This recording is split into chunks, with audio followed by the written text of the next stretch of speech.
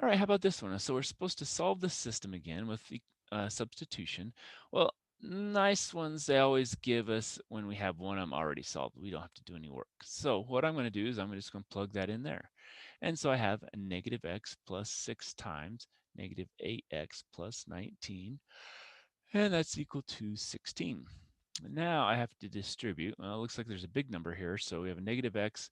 That's going to be a minus 48x, and then 19 and 6, multiplying that together, it's going to be a 54, and that's going to be a 114. So it's going to be plus 114. All right. So now I have like terms here, so I'll subtract 114. All right.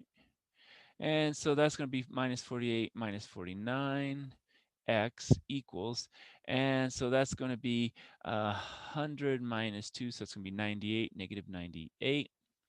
Now divide by negative 49, and x is equal to, it looks like a positive 2.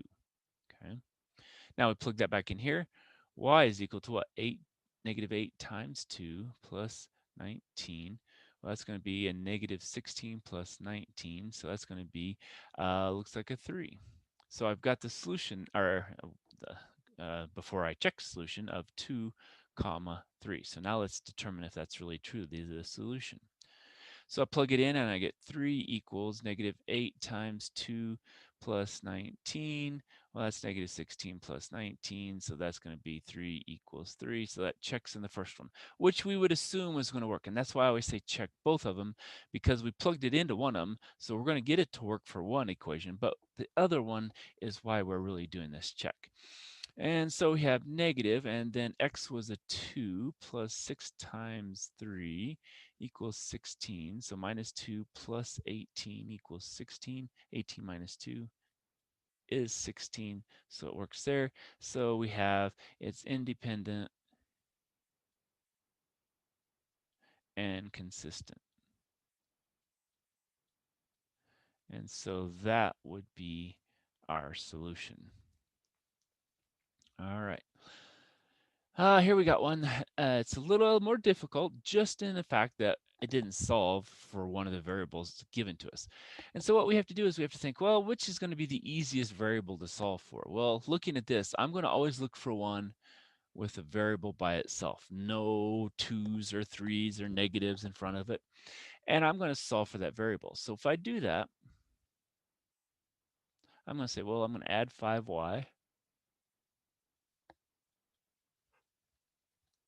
And I get that.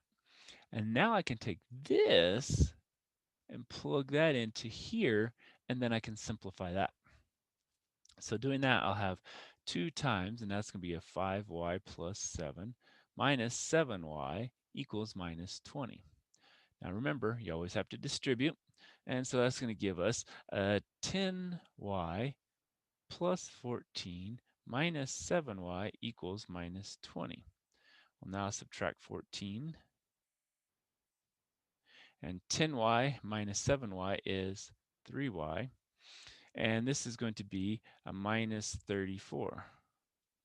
Okay. Now we'll divide by 3. And we get our first one here that has kind of a not so nice of a value. Wait a second here. Did I do something? 2 times, that's 10. That's 14. Okay. So what we're going to do is now we're going to plug this in and see what we get. So that gives us basically y equals negative 34 over 3. Okay, so now what we're going to do is plug that back into one of the equations. And I'm going to suggest using probably the first one. And so we have x minus 5 times minus 34 over 3 equals 7. Now, see, this is not getting to be a nice problem. And so we have a 34 over 5 and multiplying that. So that's 20. That's 15, 16, 17. So it's 170. And it's a positive. So we have x plus 170 over 3 equals 7. Now we're going to subtract 170 over 3 on both sides. And so x is equal to what? Well, now we have to get the common denominator here. So that's a 21 over, or 3 over 3. We have to multiply by to get the 21, sorry.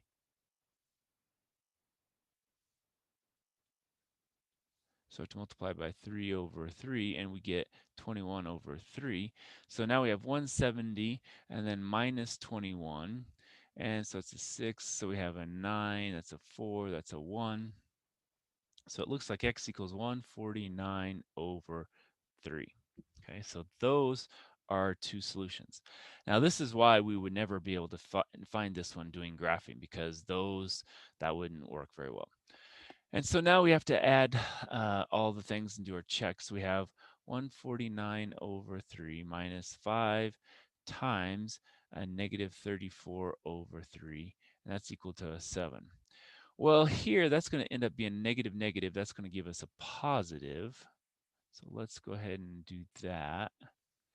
And then we'll have 5 times 34. Oh, we already have that. That's the 170. So we have 149 plus 170, and that's all over 3 equals 7. And 149 and 170, that's a 9, that's a 11, that's a 3. Okay. That doesn't look like I've done something right. 12, 15, 16, 17, 149 plus 34 times 5. All right, so 149, 170. All right, 319 over 3 equals 7. That doesn't look like it's going to work because 3 won't go into that evenly. So let me look here and see what I can find. All right, so looking here, here's the problem. 21 over 3 minus 170, so that should be a negative 149. So that will help. So that's a negative, that's a negative. So now we have 149 minus 1. That's going to be, that'll work here. Okay, so we just have to get our numbers lined up properly. And so 170 minus 149 is 21. 21 divided by 3 is 7. So that works. So we just dropped our sign at that point here. What about the other one? So now we have 2 times x, which is a negative 149 over 3, minus 7 times, and our y was a negative 34 over 3 equals negative 20. And so 149 times 2, that's 18, carry the 1, that's 8, 9, that's 298, so it's a negative 298 over 3. And this is going to be a plus, and then we have 34 times 7, that's 28. It's 21, 22, 23, so it's 238 over 3. All right, and so that's equal to negative 20, and 9 minus 3 is 6, and so that's going to be a negative 60 divided by 3 equals negative 20, and so divide that by that, it's negative 20 equals negative 20, so that works. And so our answer then is x is negative 149 over 3, comma, 34 over 3. It's also negative. It's independent and consistent.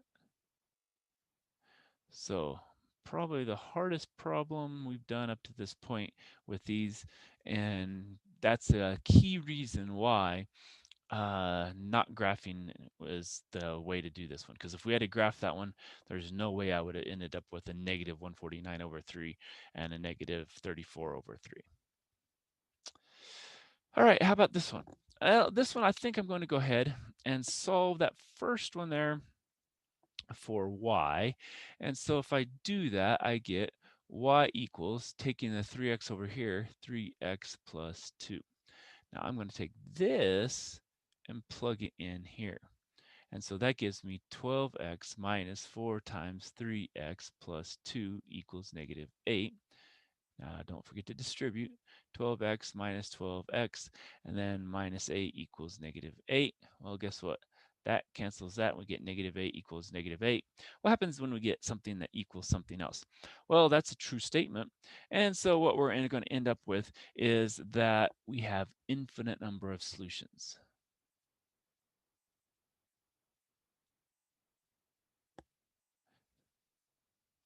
So this is true. So infinite solutions. And remember, that one is consistent and it's dependent, because everything in one has to be in the other. And so that would be consistent and a dependent solution. All right. What about, oh, that one, we'll stop there and we'll come back with more.